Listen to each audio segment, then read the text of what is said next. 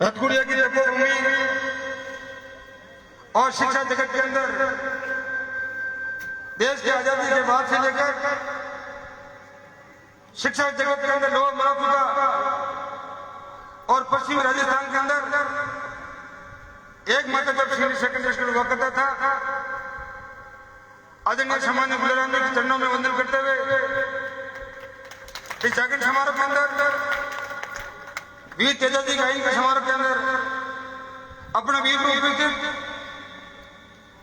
राजस्थान के अंदर जिनका नाम चर्चा में रहा, मेरे सम्मानीय रतगुड़िया के पूर्व सरपंच आदरणीय सम्मानीय बलराम जी और मेरे साथ जोधपुर विश्वविद्यालय के अंदर लंबा समय छात्र के अंदर उन्होंने किया, मेरे बड़े भाई की भूमिका के अंदर है और बिलेड़ा, भोपालगढ़, ओशिया, जोधपुर के किसी तबके से, किसी जाति बिरादरी से कोई छात्र आता था तो उनकी अपार मदद करने के लिए आतुर खड़े रहते थे। जोधपुर विश्वविद्यालय के पूर्व उपाध्यक्ष, मैं पावन अभी कह सकता हूं, आदरणीय बड़े भाई साहब ओमजी डूडी साहब मेरे साथ पधारे, बिलेड़ा के बिलेड़ा के वर्तमान उप प्रधान सम्मान्य संपतराज जी, तमाम दूर दराज से पधारे हुए यहाँ स्थानीय मेरे पिताजी बुजुर्गों, माताओं, बहनों, नौजवान साथियों, सबसे पहले तो मैं धन्यवाद देना चाहूंगा रतगुड़िया के उन आयोजन समिति का जिन्होंने तेजाजी गायन का जानदार शानदार कार्यक्रम का आयोजन कराया और वीर तेजाजी की आस्था को मजबूत करने के लिए जो अपने शानदार कार्यक्रम का आयोजन करवाया, मैं पूरे मारवाड़ के तेजाजी की भक्तों की तरफ से उन आयोजन समिति का और पूरे ग्रामवासियों का ढेर सारी बधाई और शुभकामनाएं, धन्यवाद।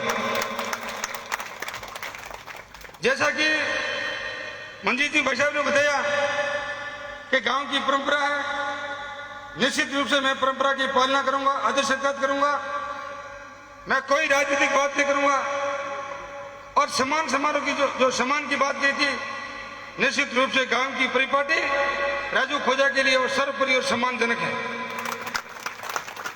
मैं एक दो बात करूंगा, लोक देवता सत्यवादी तेजाजी महाराज के बारे में बात करूंगा, तेजाजी की वीरता के बारे में बात करूंगा, तेजाजी की त्याग, तपस्या, बलिदान की जो भावना थी उनके बारे में बात करूंगा। रतगुड़िया के किसी समाज, किसी विशेष व्यक्ति के ठेस नहीं पहुंचे ऐसी बात की करूंगा, सही बात करूंगा, गलत बात नहीं करूंगा, इतना भरोसा दिलाता हूं मैं आपको। साथियों, 1000 साल पहले जब लाचार गुजरी के गायों के ऊपर संकट पड़ा था, जब संकट का समय था, लाचार गुजरी की गायां जब संकट के समय में थी, विकट परिस्थिति में थी, उस समय उस दुख की घड़ी के अंदर लाचार गुजरी की गायों को डाकुओं से बचाने के लिए आज से 1000 साल पहले किसी की हिम्मत नहीं हुई थी, वो हिम्मत किसी ने की लाचार गुजरी की गायों को बचाने की, जो साहस किसी ने किया और ताकत किसी ने बताई, तो वीर तेजाजी महाराज ने अपनी जान की बिना पर्याप्त किए हुए वीर तेजाजी महाराज ने उन डाकुओं से लाचार गुजरी के गायों को बचा के लेकर आए। उन्होंने 1000 साल पहले संकट मोचक बनकर तेजाजी महाराज ने परिचय दिया था कि संकट के समय कोई आपके बीच में आएगा, उसके सुख दुख में साथ देगा।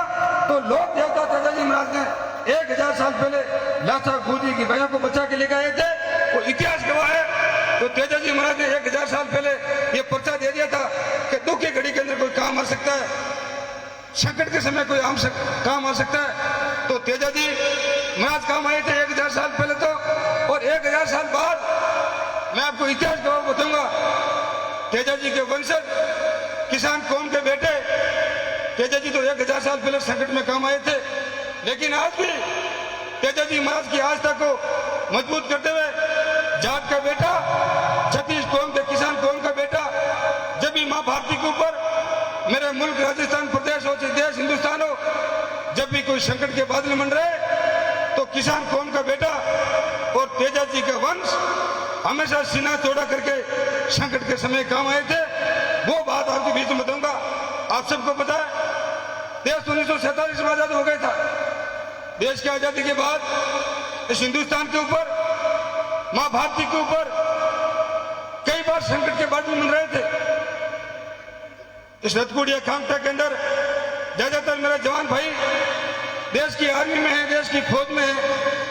आप सबको पता है एक तो देश की आजादी के बाद 62 में 1962 में संकट पड़ा था, 65 में, 71 में, कारगिल के टाइम 4-5 बार हिंदुस्तान के ऊपर संकट के बादल मंड रहे थे।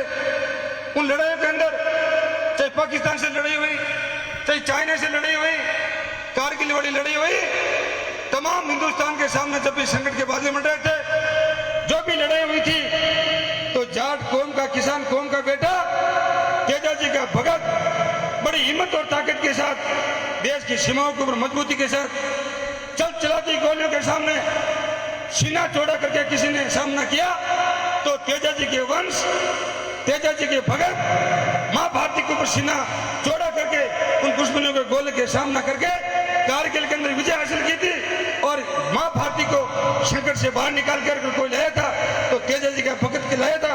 और उसी के परिणाम है आज खांगटा के अंदर देख लो, रतकुड़िया के अंदर देख लो, साड़वा के अंदर देखो, जहां जहां भी शहीदों की मूर्तियां लगी हुई है, वो जाट कौम के और किसान कौम के बेटों की मूर्तियां लगी हुई है। वो यही प्रतीत करती है कि जब भी हिंदुस्तान के ऊपर कोई संकट आएगा तो जाट का बेटा अपनी घर का परवाह नहीं करेगा, अपनी जान की परवाह नहीं करेगा, मां भारती के लिए अपनी जान दे देगा। लेकिन मां भारती को संकट के बाद से लेकर था, वो तेजा जी के आस्था के प्रति थे। इसलिए मैं आपको बात कर रहा हूं। बलराम जी बेटा शायद उस टाइम मेरा जन्म भी नहीं हुआ था। भोपालगढ़ के अंदर देश की आजादी के बाद एक बहुत बड़ी आंदोलन की शुरुआत हुई थी। सरकारों ने किसान काश्तकार जब अपने खेत में खेती करते हैं, आप सबको पता है किसान काश्तकार कौम के साथ सरकार ने कितनी सकारात्मक स्थिति में रहती है, कितना भला सोचती है। सरकार की नीयत में थी किसान अपने खेत में खेती कर रहा है, चाहे बाजरी हो, चाहे मोट हो, चाहे मूंग हो, उसका कुछ हिस्सा किसान सरकार के हिस्से में जमा करवाए, कुछ परसेंटेज सरकार के हिस्से में जमा करवाए। खेत किसान का, खेती किसान करेगा, मेहनत किसान करेगा, लेकिन खेती करने के बाद जो भी उपज होगी उसका कुछ हिस्सा किसान राज में जमा करवाएगा। उस बीमारी का नाम था लेवी। बलराम जी जानते हैं, कई पिता बुजुर्ग जो सब बेटा वो सब जानते हैं। उस लेवी की लगाने की सरकार ने बात करी थी और पूरे राजस्थान के अंदर किसी की हिम्मत नहीं हुई कि कोई लेवी का विरोध कर दे। लेकिन ये भोपाल के रतकुड़िया की वो शूरवीरों की धरती है जो पूरे राजस्थान के अंदर उस लेवी के आंदोलन की खिलाफत, उस लेवी जैसी बीमारी की अगर कोई खिलाफत और विरोध किसी ने किया था तो रतकुड़िया भोपालगढ़ के किसान काश्तकार ने आंदोलन की चिंगारी उड़ाई और उस लेवी का विरोध किया था। और भोपालगढ़ के अंदर पुलिस का और काश्तकार जवानों का आमना सामना हुआ था। आज भी बलराम जी को पता है, इस भोपालगढ़ के चौराहे के ऊपर 3 स्टैचू बना हुए हैं उस लेवी का विरोध करके और लेवी जैसी बीमारी का छुटकारा दिलाया, लेवी जैसी बीमारी से आजादी दिलवाई। तो यही रतकुड़िया और भोपालगढ़ के किसान थे जो आज से 40-45 साल पहले उसका विरोध करके लेवी से आजादी दिलाई थी। वही जाट और तेजा जी के वंशज थे, वही तेजा जी की आस्था की मजबूती, वही वीरता का परिचय। मेरी तमाम बातों का कहने का मतलब यही है कि तेजा जी ने वीरता 1000 साल पहले बताई थी, संकट मोचक बन गए थे। लेकिन 1000 साल बाद भी जब भी कोई संकट पड़ा था तो संकट के अंदर तेजा जी की आस्था को मजबूत करने के लिए तेजा जी के अनुयायी बन के तेजा जी की बात को मन में गांठ बांधकर आज भी उस तेजा जी के भगत हर काम के लिए, हर संकट के समय अपना सीना चौड़ा करके अपने सीने के ऊपर गोली खाने के लिए तैयार है। उसी का ये उदाहरण बता रहा हूं मैं आपको। मेरी बात खत्म करूंगा, लेकिन मैं आपको इतना भरोसा दिलाता हूं, हर समय आज आप देखते हो गांव ढाणी के अंदर ट्रैक्टर ट्रॉली के पीछे लिखा होता है जय जवान जय किसान। ट्रॉली होती नहीं, ट्रैक्टर के पीछे ट्रॉली, उसके पीछे लिखा देखते हो आप जय जवान ये नारा देश के प्रधानमंत्री लाल बहादुर शास्त्री सिंह दिया था। शिक्षाविद लोगों को आप सबको पता है, एक बार हिंदुस्तान में बहुत भयंकर संकट पड़ा था। एक तरफ तो अकाल का साया था, भयंकर अकाल था, और दूसरी तरफ हिंदुस्तान चाइना से युद्ध हार चुका था। एक तरफ तो जवान युद्ध हार गए और एक तरफ भयंकर अकाल का साया पड़ गया था। तब लाल बहादुर शास्त्री जी ने 60 साल पहले लंबी सोच थी उनकी कि अगर इस देश को कोई बचा सकता है, इस संकट के साये से अगर देश को कोई बाहर ला सकता है, तो दो ही ताकतें हैं जिसका नाम है जवान और किसान। तो लाल बहादुर शास्त्री ने नारा दिया था कि जय जवान और जय किसान। तो मेरे भाइयों, लाल बहादुर शास्त्री जी ने 70 साल पहले बड़ी सोच थी और उसके बाद हिंदुस्तान में फौज ने युद्ध भी जीत लिया, अकाल के साये से भी बाहर आ गए। तात्पर्य यही है, जवानों के अंदर ताकत है, किसानों के अंदर ताकत है। संकट के समय में हमेशा हिंदुस्तान में जवान और किसान साथ देते हैं, लेकिन सरकारें कभी जवान का और किसान का साथ नहीं देती। मेरे जैसे युवा आज भी रोजगार को लेकर दफ्तर की ठोकर खाता फिर रहा है, और किसान अपने हक और अधिकार की लड़ाई के लिए आज भी संघर्ष करता है। उसका उदाहरण आपके बीच में एक मैं दे रहा हूँ। आज अपन कोई भी दुकान पे जाते हैं, चाहे पार्ले जी की बिस्कुट लेने की बात हो, अगर पार्ले जी की बिस्कुट का पैकेट 5 रुपए मिलता है, वो मेरे को कोई 3 रुपए में देता है क्या? कोई नहीं देता। उस पार्ले जी बिस्कुट की बात हो, चाहे पेन की बात हो, चाहे कोई आइटम की बात हो, उसके ऊपर रेट लिखी मिलती है। ये पार्ले जी बिस्कुट 5 रुपए का है, तो 4 में नहीं देगा, 5 में। वो 5 रुपए रेट कौन तय करता है? जो पार्ले जी बिस्कुट बनाता है। पार्ले जी की कंपनी तय करती है कि ये मेरा प्रोडक्ट है, ये मार्केट में 10 रुपए में बिकेगा, 5 में बिकेगा। तो मेरा कहने का तात्पर्य है, देश को आजाद हुए 70 साल हो गए, और आज भी मेरा अन्नदाता जो भगवान का रूप है, आज खेती करता है कड़ाके की ठंड के अंदर, भीषण गर्मी के अंदर, और कभी ओलावृष्टि, हर परिस्थितियों का सामना करता है। और पूरे हिंदुस्तान की पेट की जो भूख होती है वो शांत कोई करता है तो किसान करता है। लेकिन किसान को आज अपना हक और अधिकार नहीं मिला है। आज आपको पता है, आप अखबार में देखते हो, शेठ जी को फोन करते हो मंडी में, रायडा क्या भाव है, जीरा क्या भाव है, बाजरे के क्या भाव है, मूंग के क्या भाव है। मेरी सोच है और मेरे जो आका है हनुमान बेनीवाल, उसकी भी सोच है कि उसकी रेट मंडी में तय नहीं होगी। किसान अपने खेत में अनाज पैदा करता है और किसान ही उसकी रेट तय करनी चाहिए, तब जाकर हिंदुस्तान का किसान आजाद होगा। ये मेरी सोच है और यही मजबूती रहेगी।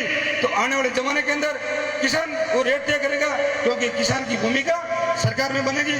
तो नीति कौन बनाएगा? आपका बेटा अगर वहां जाएगा तो नीति बनेगी। इसलिए जो आपकी मजबूती है उसको मजबूत बरकरार रखो। भविष्य अच्छा है, जवान को भी हक मिलेगा, किसान को भी हक मिलेगा। मेरी बात खत्म होगा, मैं इतनी भरोसा दिलाता हूँ। लंबा समय होंगी ड्यूटी के साथ ज्योति विश्वविद्यालय में गुजरा मेरे को छोटे से चुनाव लड़ने का कभी मौका नहीं मिला। 2002-4 के बाद चुनाव बंद हो गए थे। 6-7 साल 8 साल बाद चुनाव हुए थे, 10 में जाकर ओवरेज हो गया, चुनाव तो नहीं लड़ पाया। लेकिन मेरे मन में एक तकलीफ जरूर थी कि जोधपुर जय विश्वविद्यालय के अंदर जो भी ग्रामीण परिवेश से विद्यार्थी आते हैं उनके एडमिशन कम होते हैं, क्योंकि गांव ढाणी के अंदर शिक्षा का अभाव शहर के मुकाबले कम है। तो मैंने एक अपील की थी विश्वविद्यालय के वाइस चांसलर से कि जो भी बिलेड़ा, रतपुड़िया, ओशा, भोपालगढ़, लूणी आसपास के इलाके के जो भी विद्यार्थी गांव से 12वीं पास करके आएगा, पटवारी और ग्राम सेवक का सर्टिफिकेट लेकर आएगा, उसको 5% का एक अलग से कोटा रिजर्वेशन मिलना चाहिए। 4-5-6 महीने संघर्ष जरूर करना पड़ा, बात नहीं बन पड़ी। तो मैं सीधा साधा नहीं हूं, मैं टावर पे चढ़ गया और 5 बजे तक विश्वविद्यालय और पुलिस प्रशासन की सांसें फूलनी शुरू हो गई। और शाम को 5 बजे जोधपुर विश्वविद्यालय ने 5% के ऊपर मोहर लगाई।